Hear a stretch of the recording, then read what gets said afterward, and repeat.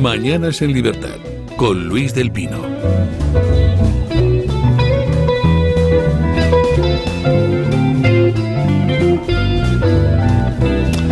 Ocho y 34, 7 y 34 en las Islas Canarias. Empezamos el tiempo de tertulia aquí, en Mañanas de Libertad. Doña Pilar Rodríguez Los Santos, ¿qué tal está usted? Buenos días, don Luis. Encantada de estar contigo, como siempre. Estaba yo diciendo a doña Pilar, ¿qué tenemos que tratar ahora en la tertulia? ¿Qué prefiere doña Pilar que trate?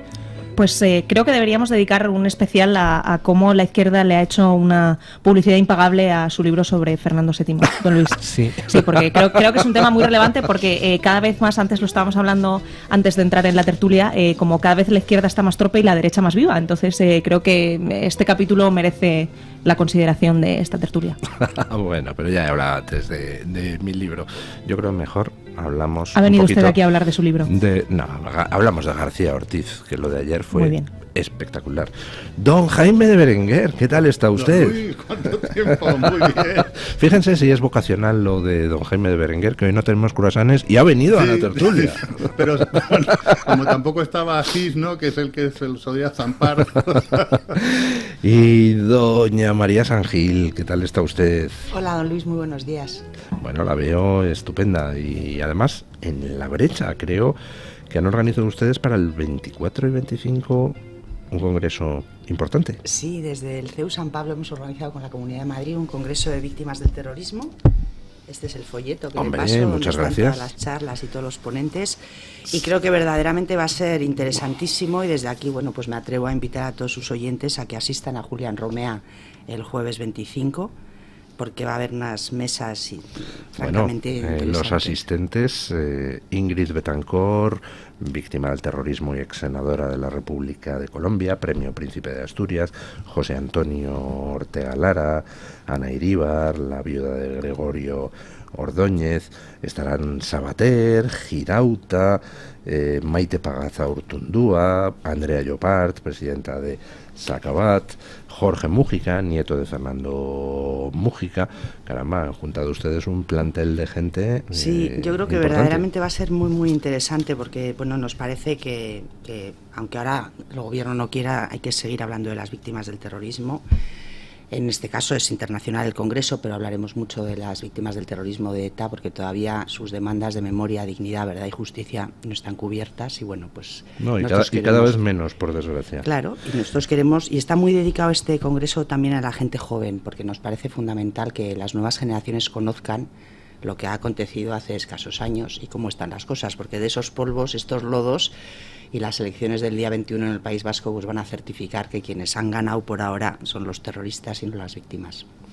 Pues así es, el Congreso es el 24 y 25 de abril de 2024, o sea, la semana que viene, en la Universidad CEU San Pablo, en el Aula Magna, calle Julián Romea 23 de Madrid. ¿La asistencia es libre? Sí, claro, absolutamente. Yo creo que hay una página web que luego le paso para que se pueda apuntar la gente, pero bueno, pueden llegar y entrar. www.congresovíctimas.com. Eso es. Pues ya saben, entran ustedes ahí, queridos oyentes, www.congresovíctimas.com, y allí pues se pueden apuntar a este congreso, segundo Congreso Internacional de Víctimas del Terrorismo, el 24 y el 25 de abril, aquí en Madrid. Y han preparado ustedes un informe, creo, importante, ¿no? Sí, para nosotros desde luego importante y creo que también en el momento adecuado, que hemos hecho un informe sobre la legitimación democrática de ETA, las causas, los responsables y las consecuencias, que presentamos ayer en la calle Tutor, también del CEU San Pablo. Bueno, nos parece importante que la gente sepa quién es Bildu. Yo creo que lo saben, pero muchos quieren ponerse de perfil. Y entonces por nosotros que no quede el que se recuerde que Bildu es ETA, que en realidad Bildu no existe. Bildu es el testaferro de una banda terrorista que debería estar ilegalizada si no fuera por la sentencia absolutamente fraudulenta del Tribunal Constitucional, y que recordemos lo que han hecho a lo largo de la historia y lo que están haciendo ahora. No han renunciado a la violencia y bueno, pues siguen defendiendo un proyecto político por el que casi han matado a 900 personas. Y además vamos a hablar un poquito de las elecciones vascas. Además, en este domingo, pues yo creo que todo apunta a que se va a consumar el sorpaso tantas veces anhelado desde Bildu al PNV, vamos, que va a quedar como primera fuerza en las elecciones, casi con toda seguridad absorbiendo el voto de Podemos, de Sumar y una parte del voto del Partido Socialista. ¿Y después qué, doña María? Pues esa es la pregunta. Yo creo que primero tenemos que pensar que hemos hecho mal entre todos para que Bildu, que como le digo es ETA, vaya a tener la mayoría de votos en el País Vasco. Es decir, somos una sociedad absolutamente enferma y amoral, porque no se puede votar al brazo político de una banda terrorista.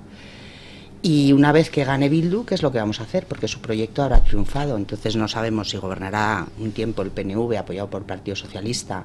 Bueno, dependerá de cómo esté el número de escaños y el número de votos. Veo que usted cree lo que yo, que Bildu es un partido que tiene muy claros sus objetivos y que no le importaría hacer algo como, a pesar de ganar las elecciones, dejar que sea el PNV el que gobierne, eso sí, con el programa de Bildu. Sí, y dejarle al PNV una temporada, porque a lo mejor no es el momento, porque vienen unas elecciones europeas en las que Sánchez también se juega mucho y no le interesa que uno de sus socios, que es Bildu, esté gobernando una comunidad autónoma como el País Vasco, pero a la larga gobernarán ellos. No llevan 50 años de lucha, como dicen ellos, para dejar que sea el PNV el que gobierne, porque al final, bueno, comentábamos antes también, el máximo adversario de Bildu es el PNV. Nosotros, bueno, somos enemigos y hay que eliminarnos, pero ellos le quieren hacer pagar al PNV sus 50 años de hegemonía en el gobierno. Lo que pasa, usted conoce bien el País Vasco. Yo tengo la sensación de que en cierto modo pues el PNV lleva ya muerto hace mucho tiempo, porque las nuevas generaciones en el País Vasco, las que son de carácter más nacionalista, esas directamente te van a Bildu. El PNV se ve como un partido ya casi de viejos, ¿no?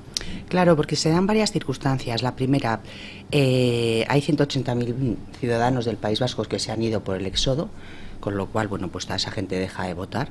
El PNV, como digo, lleva gobernando, menos en dos momentos muy puntuales, siempre, y entonces ya es un partido muy carca, muy antiguo, pero ellos han querido transmutarse y quieren hacerse los progres, pero cuando tienes al progre de verdad, que es Bildu, bueno, pues tú quedas como una mera caricatura, y para las nuevas generaciones el PNV todavía representa lo más antiguo, lo más carca, lo más casposo que hay. Y el PNV, que ha dejado de ser un partido de derechas, porque ya no defiende nada de lo de la derecha, bueno, pues ya no encuentra su hueco en una sociedad en la que, bueno, mira directamente a Bildu y se sienten muy identificados por lo que Bildu defiende. Luego, de todas formas, la situación de Bildu también es porque tanto la izquierda en general, pero Podemos, Sumar y el PSOE han deseado con muchas fuerzas y han soñado muy fuerte que Bildu se convierta en un actor político completamente blanqueado a efectos de su gobernabilidad nacional, y luego resulta que, sorpresa, eso tiene un efecto en la propia gobernabilidad del País Vasco y luego a través de ellos. Entonces, el PSOE tiene un problema muy serio a nivel nacional, que es que necesitan al PNV sí o sí, porque el PNV puede constituir una mayoría alternativa con el PP y con Vox, cosa que por supuesto no va a hacer nunca, pero sí que tiene la capacidad de amenazarles con destruir la gobernabilidad nacional si al PSOE se le ocurriera en un momento dado terminar el proceso de blanqueo completo a Bildu, que lo harán en las municipales de 2027, y empiecen a conformar gobiernos con ellos. Entonces, claro, el problema es que el PSOE está empezando a ver en todos los territorios que su estrategia, con sus victorias pírricas en las que son capaces de vender su alma, que son sus federaciones regionales, a costa de que Pedro Sánchez pueda seguir estando en Moncloa, está provocando que sus socios en cada uno de los territorios sean mucho más fuertes que ellos. Y esto va a acabar conllevando que cuando el PSOE caiga, que si Génova no se pone creativo en su momento, incluso Bambú no se pone creativo en su momento, y consiguen constituir una mayoría alternativa, la construcción posterior del PSOE post-Sánchez va a ser imposible, porque ha delegado la construcción de la izquierda en cada uno de los territorios españoles en sus socios nacionalistas. Y de hecho ya tenemos un ejemplo anterior. Pablo Iglesias siguió exactamente la misma estrategia, es decir, en lugar de hacer un partido de izquierda de vocación nacional, lo que hizo fue decir, no, vamos a juntarnos con todas las periferias y al final resulta que las periferias se lo han comido. Bueno, es que a lo que juega Pedro Sánchez ahora, que efectivamente esto lo inauguró Pablo Iglesias, es a jugar a una política de bloques en la que él es el líder del bloque, y el bloque es intercambiable en cada uno de los territorios quién es el que en cada momento lo representa,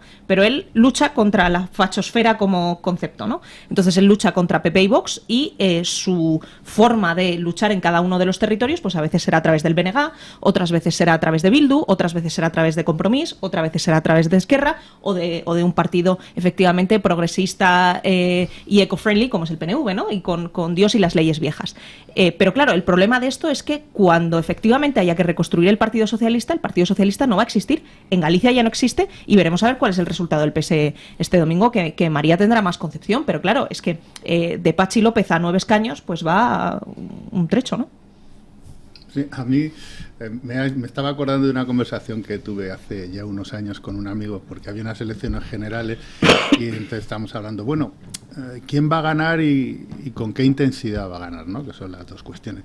Y me dice, hombre, está claro, va a ganar en aquel momento, me dijo el PSOE, porque tú vas por la calle y no ves más que a gente disfrazada del PSOE, ¿no? O sea, tú veías, pues yo que sé, voy a poner un estereotipo, un tipo con barba y un día en 6 con una chaqueta de pana, ¿no? Bueno, pues yo creo que es la pregunta es, ¿qué se ve por la calle del País Vasco? Ves a la gente disfrazada de PNV y es un poco, yo creo que lo que comentaba hace un momento María, y es que, bueno, al final les ha llegado el momento, lamentablemente. Es decir, es una utopía vasca que han estado durante 40 años regando con sangre, con mentiras, con adoctrinamiento, con chantaje y con éxodo, con una diáspora, y les ha llegado el momento.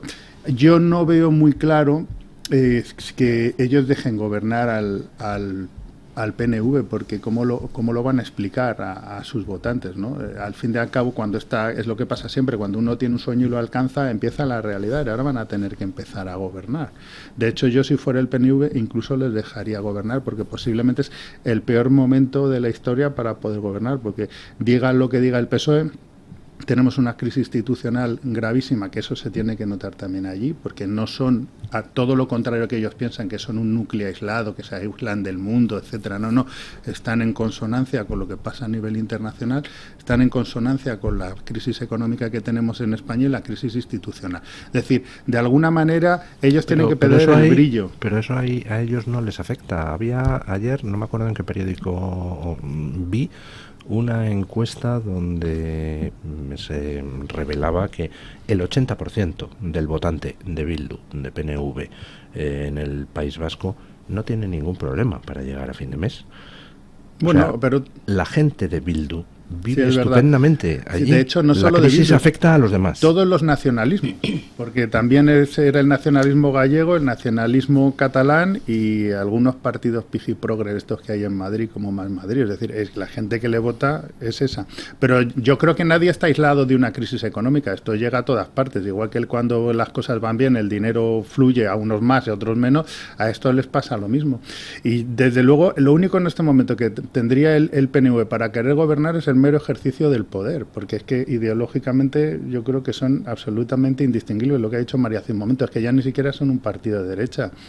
De hecho, la crisis esta, bueno, que no sé si está el crisis supuesta entre Urkullu y Otuzar, ¿no? Yo creo que es decir, bueno, pues ya nos hemos pasado al monte con la boina y somos lo mismo que los otros. Y claro, lógicamente, esto es una frase hecha, pero es que es verdad. Entre el original y la copia, ¿quién tiene más méritos de los más deleznables? El original. El original. Pues es que luego en esta campaña estamos viendo al candidato del PNV y al candidato de Bildu, que no consigo acordarme de ninguno de los dos nombres porque son absolutamente ignotos los dos. Da igual, quien manda en ambos es Otegi. Eso, bueno, eso clarísimo, pero es que son idénticos, es decir, la estética es la misma, la forma de hablar es la misma, el perfil es el mismo. Claro, son ya absolutamente indiferenciables, con lo cual, bueno, pues la gente joven, la gente que está de lo que allí, iban disfrazados, claro, ¿de qué van disfrazados? Pues ahora van todos disfrazados de Bildu, pero han cambiado, ha habido un cambio de estética en el blanqueamiento. Bueno, no hay más que ver la evolución de Mertxaizpurua, por ejemplo, de cuando estaba en el Egin escribiendo a cómo va ahora con esos trajes de chaqueta en esas reuniones que le vemos en el Congreso y dices, bueno... Pero es para competir con Yolanda Díaz. Claro, pero porque ellos también saben que con ese cambio de estética están blanqueando todo un pasado terrorista y la gente, como se deja llevar por la imagen, pues piensa, oye, esto ya está, ETA no mata, pues olvidémonos de todo. Ya están institucionalizados. Claro, ¿no? ya está, son un partido democrático. Pues no. Esto lo inauguró Ana Gabriel en la CUP. No sé si os Sí. acordáis cuando se fue a Sevilla, que se convirtió en una perfecta... A Suiza, perdón. Uy, Sevilla. Se convirtió... Se fue a Suiza y perdió su silla. Pobre Totalmente. Sevilla, Pobre le Sevilla. vas a fastidiar la feria. Totalmente. Que cuando se fue a Suiza de repente se convirtió en una señorita de derechas, y con las perlas y... Sí, y tuvo docta. una metamorfosis Absoluta. impresionante. Sí. De todas formas, ahora acudimos a las elecciones con un cambio bastante significativo con respecto a las anteriores. Y es que hasta las anteriores todavía cabía la duda de dónde estaba el Partido Socialista. Ahora es que vamos a unas elecciones sabiendo que el jefe de todo este frente se llama Pedro Sánchez y está en la Moncloa, ¿no?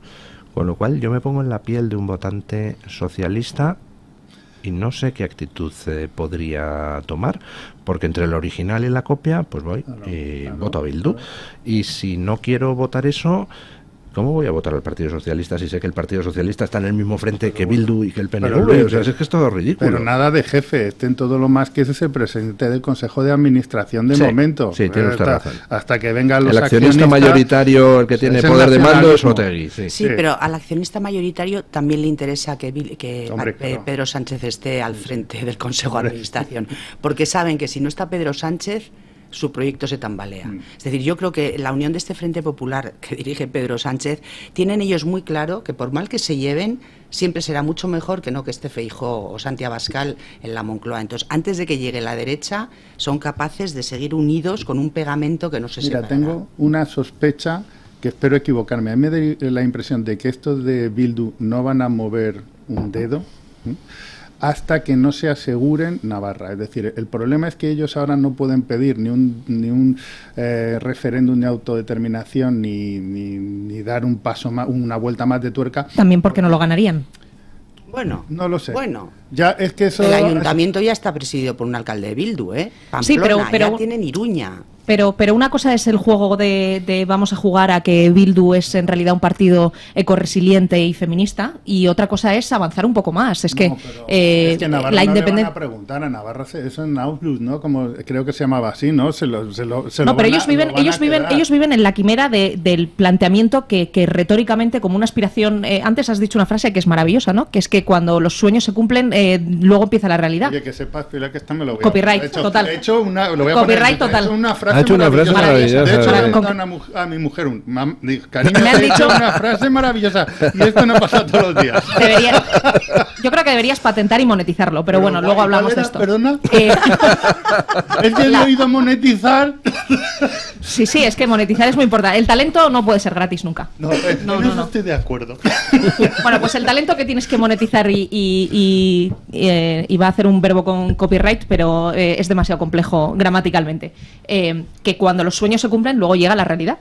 Y el problema, ya se me ha ido el tono de lo que estábamos hablando después de monetizarlo. Con Navarra, que se Con Navarra, anexionaba efectivamente. Navarra, no. Que cuando se convierta si se convierte su sueño en realidad y ellos tienen la posibilidad real de poder anexionar Navarra y de no solamente anexionar Navarra, sino de cumplir el fin por el que nacieron, que es buscar la independencia, luego muchas de las personas que están luchando por esta quimera ideal empezarán a ser conscientes de cuáles son las consecuencias de tenerlo. Y tener las consecuencias de tenerlo no solo es una aspiración romántica, es que tiene consecuencias en su vida real. Y los jóvenes de hoy en día están mucho más globalizados e integrados con el resto de España de lo que estaban hace muchas generaciones. Parece una frivolidad, pero el hecho de que los jóvenes consuman el mismo tipo de ocio y el mismo tipo de vídeos en TikTok y el mismo tipo de cosas en Twitter y en Instagram, Les en uniforma, español, ¿no? les uniforma muchísimo. A los vascos no. A los vascos nacionalistas, perdona que te diga, No, claro. porque lo hemos comentado cientos de veces, diciendo, pero si hay internet, si la gente viaja, si todo el mundo ha viajado al otro lado del mundo, bueno, pues estos siguen siendo igual de cerriles. Claro. Mira la campaña electoral de Vox, les están masacrando, les están tirando cosas, les insultan, están demonizados absolutamente, porque los jóvenes, muchos jóvenes vascos nacionalistas, han interiorizado lo que les han querido contar. Entonces, su Euskal Herria, su pequeño... Sí, pero porque es una batalla, porque es una lucha romántica aspiracional. Pero Entonces, estamos en el 2024. sí, pero es que es pirámide de Maslow, ¿no? Hablamos de psicología. En pirámide de Maslow, como tienen sus necesidades básicas cubiertas, pues van a necesidades más complejas. Entonces, como no tienen ni un solo problema, ni uno, pues entonces van a problemas inventados en los que pueden luchar y se creen románticos y valientes guerreros de una batalla que no existe. Porque, por ejemplo, Hannah Arendt, en Los orígenes del mal, una de las cosas que dice que son necesarias para que se produzca precisamente las dictaduras, es precisamente que el sujeto masa, el hombre masa. Entonces, cuando estabas hablando ahora de que están en Internet, yo creo que hay dos cosas. Una cosa es, si quieres, el conocimiento privado, ¿vale? Y otra cosa es la expresión pública. Es decir, ellos pueden pensar en privado lo que quieran, pero públicamente, en una sociedad como esa, en un grupo de una identidad nacionalista tan fuerte y con una violencia tan grande, donde ellos saben que si tú te sales de ese redil estás absolutamente señalado y además muerto civilmente, con independencia de lo que ellos piensen privadamente, públicamente se van a comportar como masa. Ellos van a lo políticamente correcto, no quieren hacer otra cosa, se sienten cómodos. Es que nada más que ir a los pueblos de Guipúzcoa, por ejemplo, están llenos de pintadas, llenos de garabatos, bueno, y la gente convive con eso. Ayer contaba Ana Velasco, en la presentación del informe, que había estado en un pueblo que se llama Oreja, que es en Guipúzcoa, es un pueblo pequeñito. Entonces tú llegas y lo primero que hay en Oreja es un gora eta. Claro, tú naces en Oreja y vives con un gora eta. Bueno, pues ya está. Que es comportamiento territorial humano. Es decir, ese tipo de símbolos lo que te está diciendo es de a quién pertenece, quién no es bienvenido, qué se puede hacer y qué no. Y tú cuando te levantas todos los días por esto, tú, con independencia de lo que pienses en tu casa, que es lo que básicamente es el miedo, tú fuera tienes que comportarte como si fueras de esa masa y que pertenecieras a ese grupo. Por eso yo creo que lo que dice María es así. Es decir, tú como joven, sí, tú tienes todo el Instagram que quieras, pero es más, es que como los Instagrams también se vigilan y los Twitters también se vigilan. Ojo con lo que dices. Pero ayer comentaba un tertuliano aquí, pues no, lo comentaba Santiago Abascal en la entrevista, cómo en determinado tertuliano pueblo, también ayer. también sí, hacía sus pinitos, cómo en determinado pueblo resulta que iban los de Vox y entonces la consigna que se corrió en el pueblo, gobernado por Bildu, era hay que cerrar la ventana donde ellos estén. Claro, ¿a quién va ese mensaje? ¿Ese es un mensaje a Vox para decir, no os queremos ver? No, es un mensaje para ver qué vecino no cierra la ventana. Claro. Exactamente. Ese es el asunto. Sí, pero que están jugando ahora una especie de revolución de hacendado, porque es que ni para su desgracia ni dan el miedo que da, con independencia del dolor y del daño que causan, ni dan el miedo que daban antes, ni tienen el poder que tenían antes, porque ahora es verdad que tienen otro poder mucho más importante probablemente, porque tienen el institucional, porque Pedro Sánchez de facto actúa acorde a sus intereses. Pero a efectos de la guerra y de la batalla social, poco a poco su batalla social está muriendo porque ha habido pues gente como María que ha sido capaces de ganarles moralmente. No, si yo he perdido. No, pero claramente nosotros hemos perdido por ahora. Yo soy de las que creo que al final el bien triunfa. Pero hoy por hoy vamos perdiendo 7-0. Pero hay que saberlo, porque yo creo que si tú sabes que vas perdiendo, bueno, pues sacas a los mejores del banquillo, que es lo que deberían haber hecho. Pero exactamente, no ha habido nada más letal que todos aquellos mensajes que nos lanzaban desde la clase política de cada vez detrás de cada atentado, no, ETA terminará pagando, acabarán en la cárcel, la democracia les derrotará. Mentira, era todo para que la gente no diera rienda suelta a su ira. Al final han ganado, están ganando. Y ETA no ha sido derrotada, ha dejado de matar, pero no han sido derrotados. Entonces, claro, si tú vives con la mentira, ETA ha sido derrotada, blanqueamos a Bildu, aquí no ha pasado nada, entonces si ETA no ha existido, no hay víctimas. No, claro, es al contrario. Estás falseando la historia, pero las generaciones nuevas no saben nada. O sea, no se acuerdan de Miguel Ángel Blanco, de José Antonio Ortega Lara, no conocen a Fernando Buesa, no saben porque no se les ha contado. No te digo en el País Vasco, es que ni en el resto de España. Con lo cual no hay una especie de justicia política y moral, que es lo que tenía que haber habido. Entonces, bueno, es que la gran batalla ahora, de hecho, es la batalla de la memoria, ¿no? Y de cómo se construye la memoria de lo que ha ocurrido durante los últimos años. Pero ahora estamos con su relato. Claro, no, por eso esa es la gran batalla nacional. Y la gran batalla regional, desde luego en el País Vasco, sobre lo que va a pasar ahora. No es tanto con el plan, o sea, por supuesto lo que va a ocurrir en el futuro, pero lo que va a ocurrir en el futuro viene determinado porque, como todo eso se construye sobre una idea romántica de lo que pasó en el pasado, a menos que esa idea romántica se destruya, pues es imposible construir lo que va a ocurrir en el futuro. Muchos de los jóvenes de hoy en día es alucinante comprobar cómo su gran ídolo político nacional y la persona a la que consideran con mejor talante y el mejor político que hay es Óscar Matute. Y Óscar Matute es un referente político nacional para las generaciones de murcianos y sevillanos que hablábamos antes y gaditanos que creen en un político de izquierdas con talante. No me lo puedo creer. Yo estuve en el Parlamento Vasco con Óscar Matute cuando él era miembro de Ezker Batua, Izquierda Unida, y ahora está metido en Bildu, claro. ¿Y les parece un referente y un ídolo? Les parece un referente y un ídolo. Óscar Matute. Óscar Matute es el ídolo de masas de las izquierdas nacionales, sí. Es que fuimos parlamentarios juntos. Pues sí, pues Óscar Matute es el nuevo Pablo Iglesias. No, mucho mejor, es el nuevo Errejón. De hecho, Errejón parece un peligroso comunista al lado de Óscar Matute. Entonces, claro, es que este blanqueamiento y esta transformación de todos con todos ha llevado a una homogeneidad ideológica que es pues muy peligrosa por un lado, pero que también les desnaturaliza por otro. Hacemos una pausa publicitaria y vamos a cambiar de tercio, porque algo habrá que hablar de la confesión de delito que hizo ayer el fiscal general del Estado, que estamos todos estupefactos. Confesó que él era el responsable de haber filtrado los datos de la pareja de Ayuso. Bueno, para uno que confiesa habrá que comentarlo. ¿Sabes qué aparece en Internet cuando te buscas? Al buscar nuestro nombre o empresa podemos encontrarnos con noticias negativas que pueden afectarnos a nivel laboral o personal. Ya es posible anular este contenido negativo, falso o no deseado de los buscadores para hacerte destacar por los motivos correctos.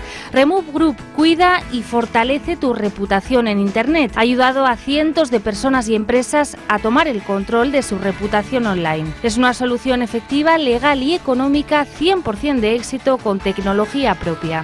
Deja que tus búsquedas fortalezcan tu reputación y te hagan destacar por los motivos correctos. La doctora Iradier, especialista del Instituto de Microcirugía Ocular, IMO, Grupo Miranza en Madrid, utiliza el tratamiento más eficaz para la enfermedad del ojo seco con la nueva tecnología de luz pulsada óptima IPL. Con centenares de pacientes tratados y excelentes resultados, la doctora Iradier es referente en España de esta innovación oftalmológica. Doctora Iradier en IMO, Grupo Miranza. Teléfono 910-783-783. Calle Valle de Pinares Llanos 3, Mirasierra, Madrid.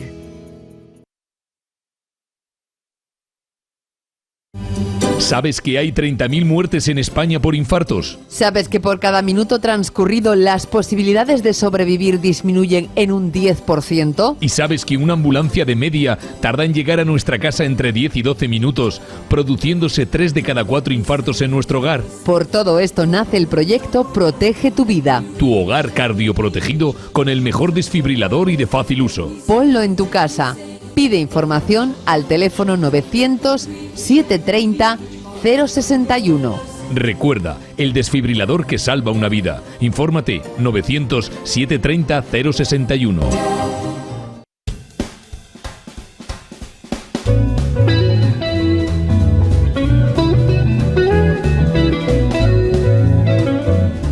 Mañanas en Libertad, con Luis del Pino.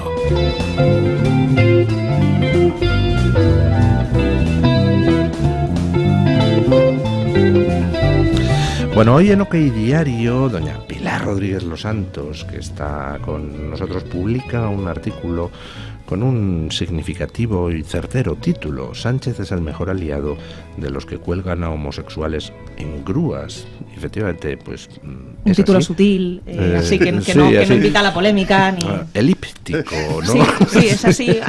Tiene un poco de doble sentido que hay que pillar, pero bueno. Hay que leer entre líneas. Sí. Pero este artículo pues viene al hilo de una noticia que trae en portada OK Diario, que se refiere a esa cosa que yo estoy intentando pensar en ocasiones anteriores en que haya pasado, pero no lo recuerdo. Es decir, que Sánchez se haya tenido que envainar algo es algo rarísimo. Y con lo de Irán tuvo que envainársela. Y ayer nos preguntábamos en esta mesa de tertulia por qué este hombre sale inicialmente, que es inaceptable, a decir que está muy preocupado viendo los acontecimientos de Oriente Medio, pero sin condenar a Irán, sin apoyar a Israel, y a las 10 horas tiene que poner otro tuit donde ya sí que condenaba a Israel. Y entonces hoy trae OK Diario en portada la explicación. Sánchez reculó y condenó a Irán tras una llamada de Bruselas. Robles y Álvarez se lo habían pedido sin éxito. Aquí es que yo creo que hay una cuestión previa absolutamente esencial. ¿Qué grado de odio puede tener un ser humano como Pedro Sánchez hacia los judíos? ¿Y qué grado de antisemitismo puede tener este señor para que sus principales banderas políticas, que han sido la defensa de la comunidad LGTBIQ, HJZ y el feminismo, ¿no?, que son como su leitmotiv y el motivo por el que él gana las elecciones aritméticamente, parlamentariamente del 23 de julio, que es la lucha contra la ultraderecha que iba a acabar con los derechos de los homosexuales y de las mujeres, de repente, cuando un país que es el peor casi del planeta Tierra en trato tanto a los homosexuales como a las mujeres, ataca a otro país en el cual las mujeres son perfectamente libres para hacer lo que les dé la real gana, incluido ponerse un velo si es lo que quieren, o odiarlo si es lo que desean, y que los homosexuales se pueden casar, y Pedro Sánchez, entre los que defienden a rajatabla parte de las banderas con las que él ha construido su mensaje político y los que las repudian, se pone del lado del que las repudian, porque mucho más que querer proteger a las mujeres, que por supuesto no las quiere proteger, como demuestra la ley del sí es sí, y mucho más que proteger a los homosexuales, que por supuesto no los quiere proteger y los quiere instrumentalizar, prefiere posicionarse del lado de los malos solo porque su odio a los judíos está muy por encima del amor que siente por las mujeres y por los homosexuales. Entonces, esto es terrible. Pero concretamente sobre la noticia que publicamos hoy. Pedro Sánchez tiene un problema, y es que él está tan pagado de sí mismo y tiene tan obsesión con su legado, que como ha entendido que en España es probable que pase a la historia, pues no como una de las personas más queridas de nuestra historia, no tanto como Fernando VII, por entrar dentro de la polémica, pero ya hablaremos de este tema. Claro, él tiene una parte muy importante de su reputación ligada a la consideración internacional que tiene. Entonces, él, que ha hecho del antisemitismo una de sus banderas y piensa que se va a convertir en el líder del mundo libre socialista gracias a esta pulsión antisemita y a esta lucha contra Israel, de repente, pues su pulsión natural era, si alguien ataca a Israel, pues la culpa la tiene Israel, ¿no? O sea, si lleva la falda demasiado corta, pues que se hubiera puesto un burka y no le hubiera pasado esto. ¿Qué es lo que ocurre? Que el resto de ministros que están un poco más conectados con la realidad, a pesar de estar imbuidos por el sanchismo, de repente hacen un análisis de lo que está ocurriendo en el mundo global y descubren que los aliados internacionales socialistas de Pedro Sánchez, incluido Alexander De Croo, que es el primer ministro belga, incluido Justin Trudeau, incluido todos los sospechosos habituales de estar del lado del mal, habían condenado, como es evidente, que una potencia nuclear lance misiles contra un país democrático. Y entonces todos los ministros estuvieron diciéndole a Pedro Sánchez, oye, cuidado, porque quizás en este puntito de lucha romántica contra Israel nos estamos pasando un poco. Les dijo en plan de, oye, aquí donde manda patrón no manda marinero, o sea que calladitos y para abajo. Pero ¿qué pasa? Que viene el comodín de la llamada de Ursula von der Leyen y le dice, oye, que es que el posicionamiento internacional que estamos teniendo en la Unión Europea y que va a provocar que haya un posicionamiento de los 27 países miembros, incluido Irlanda, que es el país más pro-Palestina de todos los que hay en la Unión Europea, va a hacer que te quedes completamente solo. Y si te quedas completamente solo, tus aspiraciones europeas a posteriori dentro de 4 meses, que como muy bien sabes, don Luis, yo tengo la teoría firme y manifiesta de que Pedro Sánchez se va a ir de presidente del Consejo dentro de unos meses, pues le llevó a tener que envainársela porque su futuro en este caso le importaba más que tener que rectificar. He sentido un estremecimiento al oír eso de que Pedro Sánchez se va a ir al Consejo de Europa. A mí me ha pasado lo mismo. Sí, yo también. Yo no me has visto que estaba así para salir corriendo. Pero yo creo que es una pésima noticia que se vaya, porque como se vayan le van a blanquear completamente toda su acción política. Y tendremos a una Pilar Alegría sonriente, guapísima, estupenda, con cara de Yolanda Díaz. Y sobre todo muy culta y muy con mucho dominio del lenguaje. No, sí. Pero que, bueno... ¿Pero tú crees que sus socios de gobierno le van a permitir que se vaya? Bueno, Bildu, Esquerra, Junts... Pero si es que como si a él le importaran sus socios de gobierno. Si él está en pero su... Esto es un frente popular, ¿eh? O sea, esto sí, pero de... él, sobre todo, mucho más allá que el Frente Popular y que su preocupación por la España anti-Vox... Pero lo que dice doña María es... ¿Cómo te vas a ir dejando el negocio a la mitad? Claro, ¿tú crees que Arnaldo Tegui le va a decir, muy bien, Pedro, ala, vete a Europa? No, pues es que le da igual a Arnaldo. La parte buena de Pedro Sánchez es que traiciona a todo el mundo. Y todo el mundo es todo el mundo, incluido los malos. Entonces, como su relato personal es mucho más importante que todo lo que hay alrededor, en un momento, o sea, sobre todo porque si se va al Consejo sería el único presidente de la historia de la democracia española que se ha ido por la puerta grande, porque Felipe González se fue por la corrupción, Aznar después del 11M, Zapatero con una crisis económica brutal y Rajoy con una moción de censura. De repente este se va a ser el español con mayor poder institucional de la historia, porque el presidente del Consejo es miembro del G8, o sea, se sienta ahí a presidir a Trump cuando vuelva en noviembre a Rishi Sunak, a Macron y a toda esta gente. Entonces, para su relato personal, salir por la puerta grande es bueno. Y sobre todo porque no tendrá que afrontar el gran problema de la legislatura, que es el referéndum. ¿Pero usted cree que alguien en Europa va a votar a favor de este hombre? Desgraciadamente sí.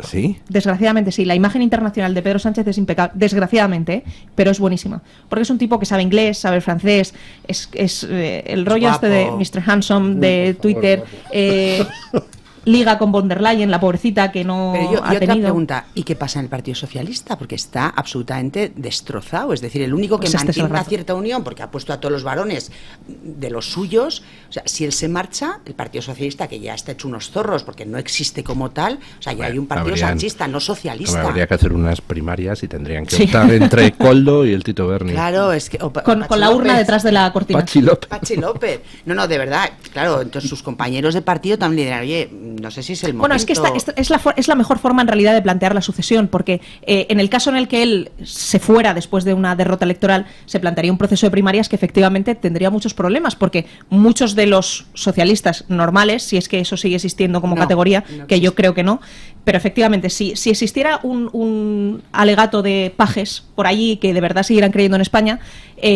cosa que efectivamente es una quimera, habría un planteamiento entre los que pretenden hacer una enmienda a la totalidad a lo que ha sido el sanchismo y los que querrían seguir con ello. Entonces ahí se formaría una guerra civil que acabaría con el Partido Socialista, por lo que hemos hablado antes de cómo se ha sustituido el Frente Popular por el PSOE en los territorios. Pero si dejas a un presidente del gobierno en ejercicio, o una presidenta en este caso, porque además esta sería la jugada siempre de dejo a la primera mujer presidenta del gobierno y encima soy el líder feminista que con mi dedo divino de macho alfa he teledirigido a mi marioneta, pues entonces sería más fácil.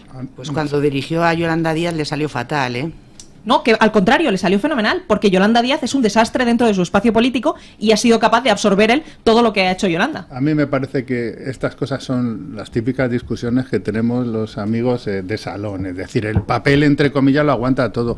A mí me parece, vamos, absolutamente impensable, como dice don Luis, a no ser en el único caso que en Europa tengan tan claro que es un desastre que le peguen una patada hacia arriba para quitarlo en medio, pero es que no lo veo, vamos, que alemán, que holandés, vamos, como tontos que hablen inglés y francés hay muchos. Entonces, no, yo creo que eso no es... Se puede ser tonto en varios idiomas a la vez. Efectivamente, es como decir que tú quieres... El criterio de que tu profesor de inglés a tus hijos es que sea rubio con ojos azules, no es que hable bien inglés. Bueno, pues en este caso lo importante no es que habla bien inglés o francés, sino que sea una persona que tiene la cabeza sobre los hombros. Entonces, yo eso no lo veo, pero oye, mira, igual me equivoco. De todas maneras, hay una cosa que quería comentar de lo que has dicho antes, que yo no creo, fíjate, te voy a llevar la contraria, yo no creo que Pedro Sánchez odie a los judíos, yo no creo que sea antisemita. Lo que pasa es que él tiene un exceso de amor hacia sí mismo, y entonces todo lo que hay alrededor, incluido el PSOE, dice, ¿vosotros creéis que al PSOE a él le importa algo? No le importa absolutamente nada, como si desaparece, y más si está en un puesto europeo. Él está, que es mucho peor que el antisemitismo, porque es la instrumentalización de cualquier tipo de persona, de cualquier categoría que tenga. Le da lo mismo. Él va a utilizar para sus fines a quien sea hasta el punto que sea necesario. Y si tiene que cambiar, cambia. No tiene ningún problema. Entonces, dices tú antes, bueno, es que la gente se ha subido al carro de los LGTB y las mujeres que le han votado. No es así. Él ganó las elecciones porque le votó el 46% de los jóvenes menores de 24 años. Pero por esto, por estas banderas. Sí, sí. Bueno, yo no sé si por esas banderas o porque les pagó unas vacaciones y les dio un cheque para comprarse unos videojuegos, o yo creo que es que ellos han sabido manejar muy bien el tema de la identidad. Ellos saben mucho y nosotros sabemos muy poco de teoría de grupos, y entonces la derecha lo ha hecho muy mal porque nos creemos que todo es por pasta, etcétera, y hay que saber un poquito de esas cosas. Entonces las campañas están pésimamente gestionadas. Es decir, de alguna manera él se convirtió en se puso de moda. Y es que él no necesitaba hacer nada. Tenían 4 o 5 tíos de estos que son influencers de las redes, en Instagram, etcétera, y son los que se dedicaban a decir, oye, me he hecho, pues eso, como la que salía ayer votando porque se había hecho una foto, no sé si visteis la foto, sí, en el hospital, lamentable, ¿no? Votando, pues se había... ¿Por qué? porque está de moda. Y eso... Claro, pero ese juego identitario del que hablas, precisamente como se construye por identidad de grupos, la identidad de grupos a la que él ha apelado es a todo lo que no sea normativo, utilizando su lenguaje, que es muy pernicioso. Entonces, como ellos apelan a todo lo que no sea normativo, todo lo que no es normativo, en este caso, entienden que somos las mujeres porque nos consideran discapacitadas y entienden que necesitamos una protección especial porque nuestro género nos imposibilita competir contra ellos y por eso necesitamos cuotas, por eso necesitamos una especial protección, por eso necesitamos un ministerio propio, etcétera. Y luego también a la comunidad, a lo que ahora se llama queer, que es todo lo que no sea heterosexual. Entonces, como han jugado con esta teoría de grupos, él se ha identificado con todo lo que no sea normativo, porque lo normal es facha, y como lo anormal, no en el sentido peyorativo, no es facha, pues entonces ellos representan a todo ese colectivo. Mira, hay un libro muy bueno de una... Le dejo intervenir, pero ya 15 minutos hablando de Pedro Sánchez es más de lo que mi cerebro puede... Bueno, es excesivo. Judy Rich Harris tiene un libro que se llama El mito de la educación, que es buenísimo, que ella enuncia ahí la teoría de la socialización grupal. Y lo que nos dice es que, viene a decirnos, es que los grupos de referencia de los jóvenes no son ni sus familias, ni son ese tipo de cuestiones relacionadas con una identidad secundaria, sino los iguales. Y ese es donde ahí ganó. ¿Por qué? Porque lo que se puso de moda entre los jóvenes, con independencia de su orientación sexual, de si eran hombre o mujer, de dónde vivieran, de su nivel socioeconómico, etcétera, fue lo de moda. Es que igual que se rapan ahora el pelo así, o yo en mi tiempo llevaba los calcetines de rombos con el pantalón pesquero, exactamente lo mismo. ¿Era usted? Yo fui uno de los 100.000 que íbamos así. Entonces, lo que se puso es de moda. Entonces, de verdad, lo digo porque si hacemos ese tipo de análisis, nos vamos a seguir equivocando. Si nosotros lo hubiéramos hecho bien, yo creo que eso no hubiera ocurrido, pero bueno, es fácil hablar desde un micrófono, ¿no? Bueno, fíjese si es fácil hablar desde un micrófono, que ayer, con un micrófono delante, el fiscal general del Estado se autoinculpó en la filtración de los datos de la pareja de Ayuso, lo que se llama confesar un delito en directo. Él asumió la responsabilidad de que se hubiera producido esa quiebra del Estado de Derecho. No sé, está pidiendo a gritos que le encarcelen o algo por el estilo. Tenemos el audio, a ver. Como fiscal general del Estado, estaba informado de los acontecimientos y de la publicación de un comunicado que se limitaba a desmentir, con hechos cronológicamente sistematizados, informaciones falaces e interesadas previamente publicadas por algunos medios. Por consiguiente, asumo la responsabilidad última de esa nota de prensa. Bueno, es que la sensación de impunidad es tal que es que les da igual reconocer delitos en un micrófono, les da exactamente igual mandar una nota de prensa con los datos privados de un ciudadano anónimo, les da exactamente igual todo, porque la Fiscalía de quién depende y sobre todo del que depende la Fiscalía que más le da la ley, ¿no? Pues yo qué sé, o sea, una vez que amnistías a golpistas, pues esto es como un juego de niños. El problema de todo esto es cuál es la respuesta de enfrente. Claro. Y enfrente no puede estar solamente, esto no es la batalla de un ciudadano anónimo, esto es la batalla de la dignidad de los españoles frente a un gobierno absolutamente totalitario, porque cuando utilizas los resortes del Estado para fastidiar a un ciudadano anónimo por el único hecho de que ha tenido la fortuna o desfortuna de enamorarse de la presidenta de la Comunidad de Madrid, lo que estás convirtiéndote es en un dictador de manera abierta. Porque utilizas los resortes que te permite el poder para fastidiar a las personas por su inclinación ideológica. Entonces, como lo que haya enfrente no sea una respuesta contundente, acorde a lo que ha ocurrido, esto es un desastre y cada vez va a ir a peor. ¿Y parece que va a haberla o no? Yo tengo cero fe, la verdad. Hombre, pues francamente yo creo que hoy mismo, ¿no? Tanto el PP como Vox algo deberían hacer. Es decir, tú no puedes ver que el fiscal general reconoce que él conocía perfectamente esto.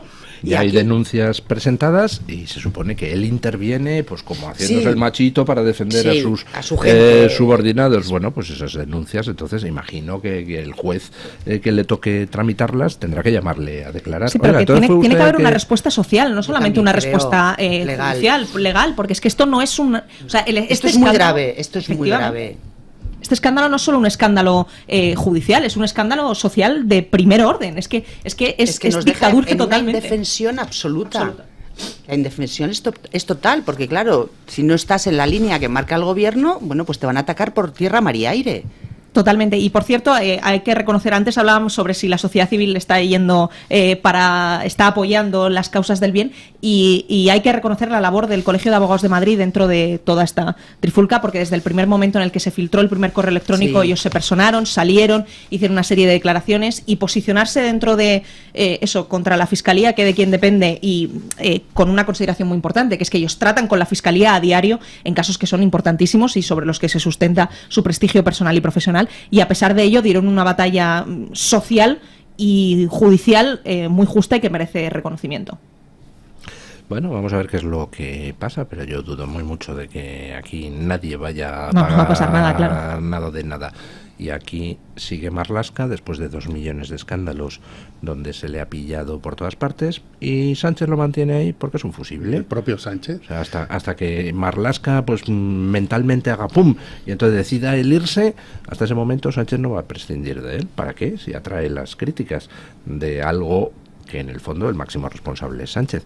García Ortiz, bueno, ha puesto a la Fiscalía General del Estado al servicio de Sánchez, que le critican, que le critiquen, que le persiguen. Ya, a ver si un juez tiene narices para procesar al fiscal general del Estado. Y mientras tanto, vamos tirando. Vamos, no va a pasar absolutamente nada. Y en relación con esto, pues a mí me gustaría que me comentaran ustedes pues un episodio que, en fin, no contribuye a tranquilizar mucho, que es lo de las comisiones de investigación del caso Koldo en el Senado y en el Congreso. Resulta que en el Senado el PP monta una comisión de investigación del caso Koldo y el PSOE dice, pues sí, pues ahora nosotros montamos una del caso Koldo y del caso Ayuso y del caso Feijóo y de todo lo que se tercie en el Congreso, donde tenemos mayoría. Y entonces se produce hace unos días pues un aparente pacto. El PP no llama a declarar ni a Sánchez ni a la mujer de Sánchez a la comisión del Senado, y a cambio el PSOE no llama a declarar al novio o pareja de Ayuso al Congreso. Pero deben de estar los dos mirándose así de reojillo, a ver si este me la juega, a ver este qué hace. Y entonces ahora vemos que el PSOE amenaza con llamar a la hermana y al cuñado de Feijóo, como se le ocurra a Feijóo llamar a la mujer de Sánchez. Bueno, es desolador. O sea, parece que todos tienen que taparse todas las vergüenzas. Esto ya lo hemos vivido con la tesis de Pedro Sánchez y el máster de Pablo Casado. Tiene esto usted razón. Ya lo hemos vivido. Entonces, lo dramático de esto es que el PP entienda que los negocios de Begoña Gómez son un asunto privado. Es que los asuntos de Begoña Gómez no son un asunto privado por el que no haya que llamarla porque es que es la mujer del presidente y hay que respetar a las familias. No, es que esta señora se ha aprovechado de vivir en la Moncloa para hacer negocio privado. Entonces, claro, es que esto es un escándalo político, no es un escándalo personal de la familia de Pedro Sánchez. Lo que haga Pedro Sánchez con su vida personal y a lo que dediquen el tiempo libre es irrelevante. Pero es que esto no es su tiempo libre. Es que estos son recursos públicos en los que la mujer del presidente del gobierno ha ido en viajes oficiales en su Falcon con el cartel de primera dama, que en España no tiene un significado, pero en otros países sí lo tiene, y ha sido recibida por gobiernos extranjeros en calidad de mujer del presidente del gobierno español, y luego ha monetizado, como hará Jaime con su maravillosa frase, esa reunión que ha tenido en nombre del gobierno de España para enriquecerse personalmente. Entonces, esto es un escándalo de una magnitud absolutamente incomparable con si el novio de Ayuso ha tenido un problema con Hacienda o 2 o 25. Entonces, si no somos capaces de calibrar cuál es la diferencia en la balanza entre el gravísimo escándalo de Begoña Gómez con sus negocios privados en nombre del gobierno de España y la situación del novio de Ayuso, que nada tiene que ver y que es un asunto privado, pues claro, pasa lo que pasa, 23 de julio. Pero lo que está usted diciendo tiene toda la razón, es decir, son dos casos que no tienen ni punto de comparación el uno con el otro. Pero claro, la actitud del PP tiene un problema, porque si el PP dice, venga, vale, para que no llames tú a declarar al novio de Ayuso, yo no llamo a declarar a Begoña Gómez, automáticamente estás poniendo en la balanza las dos cosas, claro, y metiendo en la gente la pregunta de, a ver si es que tenía más cosas que tapar el novio de Ayuso como Begoña Gómez, ¿no? Con esa actitud timorata que tienen, una vez más, da la sensación de que tienen algo que ocultar, que ellos también tienen un escándalo parecido al de Begoña Gómez y que, bueno, aquí vamos a ver si no nos pisamos el uno al otro la manguera, vamos a hacer una comisión de investigación que nunca valen para nada, porque es dilatar en el tiempo y dejar que las cosas terminen muriéndose. Organizar un poco de circo. Y te estás poniendo como al mismo nivel. Dices, pero que no, que yo creo que por supuesto el Partido Popular tiene que ir a por todas, llamar a declarar a Begoña Gómez y a quien haga falta. Que van a llamar a la hermana de Feijóo, que le llamen, si no tendrán nada que ocultar. Completamente. Porque de esta forma estás como dando a entender, anda, a ver si es verdad que no, si yo estoy convencidísima que el PP no tiene nada que esconder. Entonces, son timoratos y no se atreven, es decir, ¿sabes? Es como lo de salida de potro andaluz y parada de burro manchego, y dices, pero vete hasta el final, porque si no, a todo el mundo le generas la duda y al final quien sale ganando es el PSOE, pero siempre se salen con la suya, pero por la actitud del Partido Popular.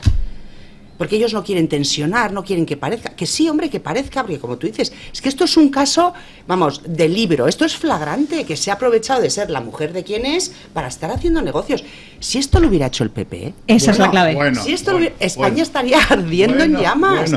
Sería intolerable y todos pediríamos que dimitiera el presidente de gobierno. Y divorcio para empezar. Vamos, yo ya en temas personales no me meto, pero quiero decir, hombre, por favor, es que usted ya utilizar que eres la mujer del presidente de gobierno para indudablemente hacer negocios, no lo habíamos llegado a ver nunca, y hemos visto casos de corrupción en este país de todo tipo, pero este ya es cum laude, hombre, por Dios. ¿Y dónde está el Partido Popular?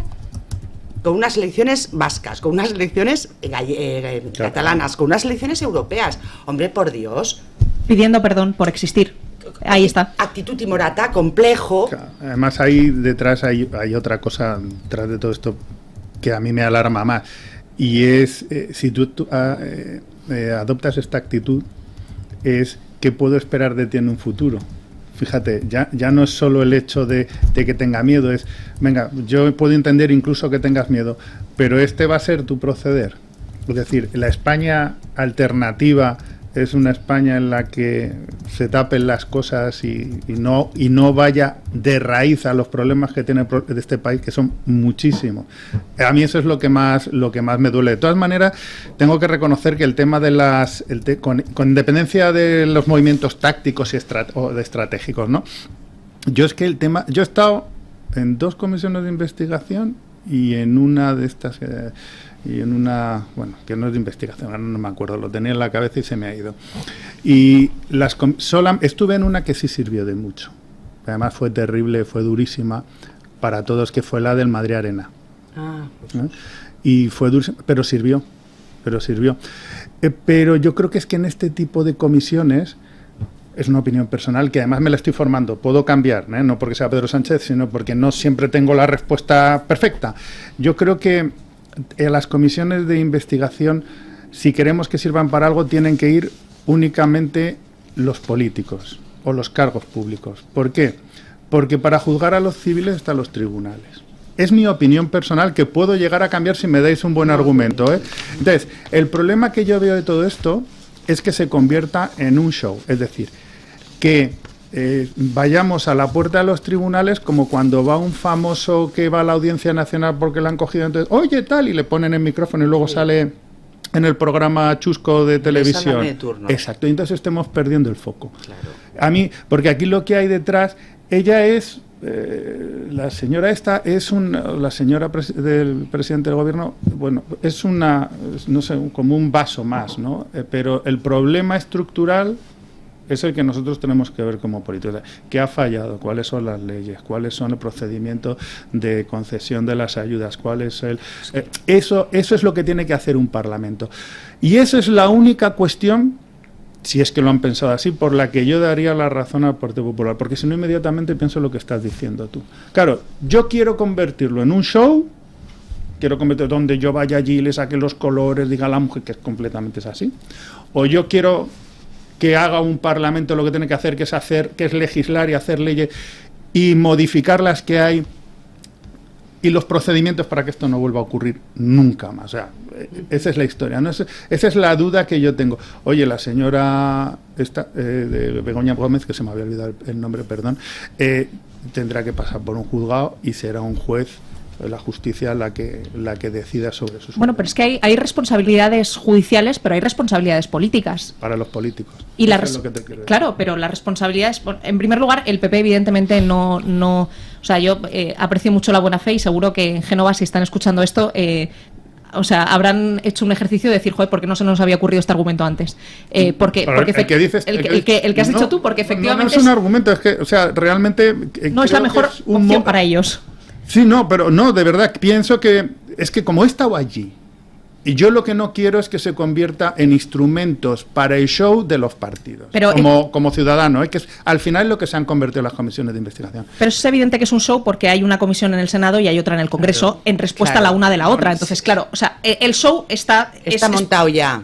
Previo a toda esta parafernalia. Pues entonces apaga y vámonos, entonces sí que no va a servir de nada. No, claro, es que no va a servir de nada. Pero una vez que no sirve de nada y una vez que asumimos que esto va a servir única y exclusivamente para dirimir responsabilidades políticas, evidentemente, el caso de Begoña Gómez es un caso de una magnitud absolutamente inconmensurable, porque además va a obligar, dentro de los planteamientos de las reformas legislativas, debería obligar a legislar cuál es el papel que tiene que ocupar la mujer del presidente del gobierno. ¿Tú crees que hay que legislar eso? Nunca hubiéramos pensado, esto es lo de la mujer del César, que no solo tiene que ser honrada, sino que tiene que parecerlo. Pero es verdad que se plantea, o sea, pero, ya incluso... es que nunca hubiéramos pensado que la mujer de Rajoy o la mujer de Felipe González iba a dedicarse paralelamente a hacer negocios. Es que hemos llegado a un punto que de verdad esto es inadmisible. Tienes razón. Entonces, no, ahora vamos a hacer una ley, bueno, pues luego hagamos otra ley para que la cuñada del presidente tampoco haga negocios. Hombre, hay cosas que la moral... ya te lleva, ¿no? Creo que son cosas que no hay que explicar. Mire usted, la mujer del presidente, usted no hace negocios. No sé, esto está bien, esto está mal. Empezamos como Epi Blas. Yo creo que hay cosas que es que se nos están olvidando. En la parte final de evolución de la República Romana, pues hombre, no hay demasiadas fuentes documentales, pero algunas hay. Y se puede detectar hasta qué punto la corrupción era un problema precisamente viendo las iniciativas legislativas. Tantos cambios de ley hicieron que eso indica que es que la corrupción electoral y de los funcionarios era brutal, porque si no, no tienes necesidad de legislarlo, ¿no? En un mundo normal, pues efectivamente no habría necesidad de legislar que la mujer del presidente no se puede dedicar a forrarse, ¿no? Y además es que en España con la cuñada y la prima somos especialistas en crear nuevas leyes para hacer que se cumplan las anteriores, porque no las hemos hecho cumplir. Si esto es muy sencillo, cuanta más ley además, más corrupción. Además, si tú adoptas ese papel, siempre vas por detrás, eres reactivo, porque que corrompe, hago una ley. De hecho, mira, esto lo hemos vivido muy, muy de cerca en la universidad, con un tema de, hubo unos problemas de corrupción con unos títulos y tal, y al final se hicieron unos sistemas para impedir que pudiera volverse a repetir, que es esclerotizante. O sea, para firmar un acta o para hacer una modificación de un acta es que no te pueden imaginar lo que es. Al final termina pagando toda la gente normal. El sistema, se cae el sistema. Y luego paga la gente porque el sistema se cae. Entonces, yo creo que es lo que dice María, que algún día habría que recuperar la moral propia.